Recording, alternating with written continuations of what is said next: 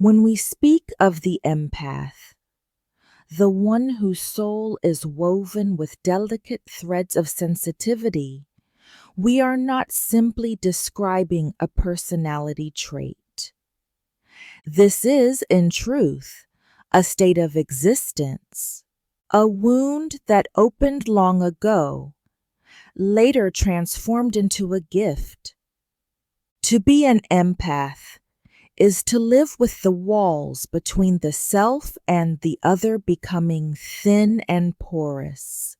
It is to move through life as if the air is filled not only with your emotions, but with everyone else's as well. As if you breathe not only your own pain, but the heartbeat of every person in the room. And yet, the very gift that makes you so luminous also makes you appear dangerous to those who claim to love you, but secretly feel uneasy in your presence. Because unconscious envy is one of the darkest emotions that can seep into love. Envy is not simply liking or wanting. Envy is the desire to extinguish a light or cover it with shadow so it no longer shines. And most of the time, no one admits this, not even the one who envies you. No one will tell you, I am threatened by your emotional depth, your intuition, your light. Instead, envy reveals itself quietly, in the tone of their voice, in the sudden coldness of their behavior, in jokes that are sharp enough to cut, disguised as something harmless. Because envy is a force born in the shadow. It does not walk openly. It crawls. It hides behind the masks of affection, concern, or I just want what's best for you. This is why someone who insists they love you may unconsciously try to diminish you, to dim your shine. Because when you stand next to them, your light reveals their inner emptiness, their emotional hollowness, the depth they fear to face. The origin of the empath, a gift, but first a wound. Being an empath is not a choice. It is often the result of a psychic wound created in childhood. A child who grows up in a home with conditional love, denied emotions, rejection, or neglect, learns to survive by reading the room. Who is angry? Who is about to explode? Who is hurt? Who is withdrawing? They must sense it before anyone else, because their safety depends on it. And so they learn. My feelings come second. I must understand everyone else first. Their emotional radar becomes wide open. This was a survival strategy in childhood, but in adulthood, it becomes both a great gift and a heavy burden. You call it deep empathy, being sensitive, feeling energy intensely. But at its root, it was once a way to avoid abandonment. The wounded healer and emotional vampires. In the collective unconscious exists the archetype of the wounded healer, the one who heals others through their own wound. The modern empath carries this archetype. People relax around you. They cry. They open their heart. They feel seen, understood, held. But secretly, they may also envy your capacity. They don't envy your beauty, your success, or your career.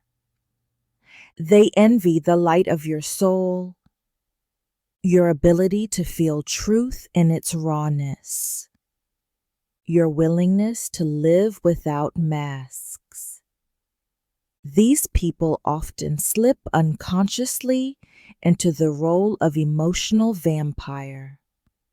They approach you as love, friendship, twin flame, soul connection. They drink from your compassion, your intuition, your listening. Then they accuse you of being too emotional, too sensitive, dramatic. They drink the water you give and then throw it back at you as poison. Real envy does not want to have, it wants to destroy. Do not confuse envy with jealousy. Jealousy says, I want what you have. Envy says, if I cannot have it, you should not have it either. So envy expresses itself like this. It belittles your shining moments. It dismisses your achievements as not a big deal. It labels your depth as too much, too sensitive, dramatic. It tries to pull you downward to avoid feeling small. When they say, you overthink, you're too emotional, what they often mean is, your depth forces me to see my own shallowness, and I don't want to. Thus, the empath becomes a mirror. You show people their shadow, even without trying. Some look into that mirror and grow. Others try to break the mirror by breaking you. False love, the banquet of empty plates. Think of your dreams. You're invited to a grand banquet. Laughter, closeness, warmth. But when you open your plate, it is empty or filled with ashes. This is the archetype of false love. In real life, they promise intimacy. They call you special, deep, rare. You open your soul. They feed on it. But what do they give back? Very little, sometimes nothing. The brighter you shine, the more their envy grows, until the entire table turns to ash. You then wonder, why do the ones I love turn cold? Why do I give so much and receive so little? Because the bond has been infected by envy. The psychology of envy, a shadow that works like a projector.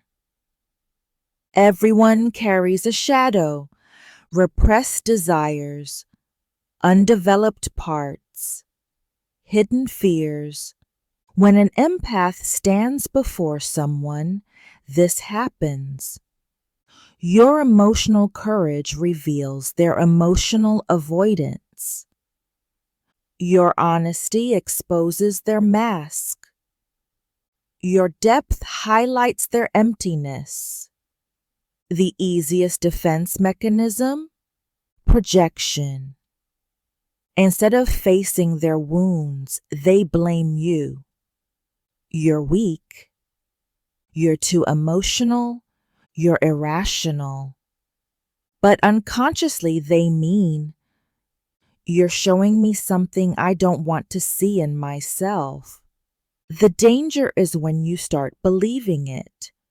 Maybe I am too sensitive. Maybe I am the problem. That is the moment envy enters your psyche. The vampire archetype and the empath's task. In myth, a vampire symbolizes a soul that cannot generate its own life force. The envious lover, friend, or family member is a modern vampire.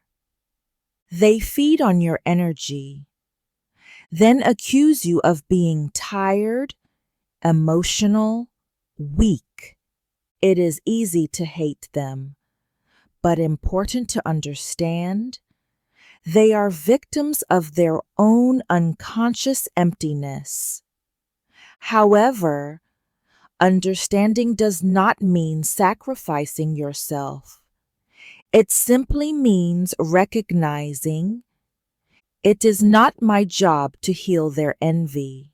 You may feel compassion, but you must not offer your soul as their food. Boundaries for the empath, not walls. Sacred thresholds. The empath's greatest lesson is learning boundaries, not walls. For walls kill your empathy, but sacred thresholds. You may enter this far, but beyond this point is my sacred space. This is not cruelty. It is protection of your light. If you fail to do this, you will sacrifice yourself to love that is actually envy, and friendship that is actually extraction. You will slowly vanish and then blame yourself. The empath's shadow, the rescuer. Every empath has a shadow, the desire to save. You may secretly believe they need me. Without me, they can't function. I can't leave. They would fall apart. This binds you to people who envy and drain you. Real awakening begins when you say, I am not here to save anyone. I am here to become whole. Envy is not a curse. It is a calling. If you repeatedly attract people who admire you at first, then grow cold, then diminish you, then drain you, this is not an accident. It is a spiritual invitation. Protect your light. Honor your boundaries. Learn to love without losing yourself. Envy is not about your worth. It is about their shadow. Your task is not to carry envy, but to recognize it, not to heal it, but to set limits, not to blame yourself, but to honor your sensitivity. Your sensitivity is not weakness, it is potential. Your depth is not too much, it is your calling. Your light is not responsible for anyone's shadow. You can remain loving without self-destruction. You can shine without apology. You can connect without losing yourself. This is the empath's true path of individuation. To love with depth, without abandoning your own soul. And if these words awaken something in you, know this: you are not alone. This is your soul's story. But it does not have to be a story of suffering. If you choose, it can become your story of awakening.